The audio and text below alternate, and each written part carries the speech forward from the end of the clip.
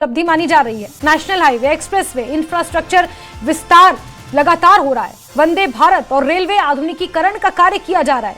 उज्ज्वला योजना, जल जीवन मिशन और स्वस्थ भारत भी इस तरह की योजनाएं हैं जो अंत्योदय तक पहुंचे, ऐसा प्रधानमंत्री का विजन है।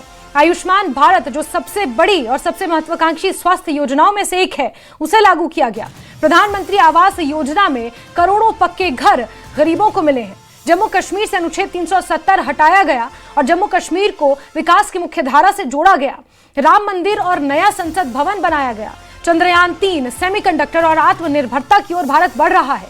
G20, क्वाड, ब्रिक्स जैसे तमाम समिट आज भारत में हो रहे हैं। तो वहीं विकसित भारत 2047 का विजन लेकर इन तमाम योजनाओं, परियोजनाओं को आज धरातल पर लागू किया जा रहा है। तो प्रधानमंत्री नरेंद्र मोदी ने जहां एक नया कीर्तिमान हनुमान मंदिर की, जहां पर फिलहाल इस वक्त जो है वो भंडारा वितरण किया जा रहा है और ये भंडारा वितरण जो है ये जो यहाँ के विधायक हैं प्रवेश वर्मा और यहाँ पर मौजूद मंत्री जितेंद्र सिंह द्वारा जो है वो शुरू किया गया है। और ऐसे में पूजा के बाद वो तमाम दोनों लोग यहाँ पर पहुंचे और इस भंडारे की शुरुआत की। और फिलहाल मंदिर में काफ़ी देर तक रुक कर पहले पूजा अर्चना की गई। तमाम मंदिरों में तमाम जो दिल्ली के बीजेपी के नेता हैं वो पहुंच रहे हैं और इसी तरह पूजा अर्चना का कार्यक्रम आज चल रहा है। कैमरा पर्सन युगल ठाकुर के साथ प्रियंका कांतपाल, न्यूज़ 18 इंडिया, दिल्ली।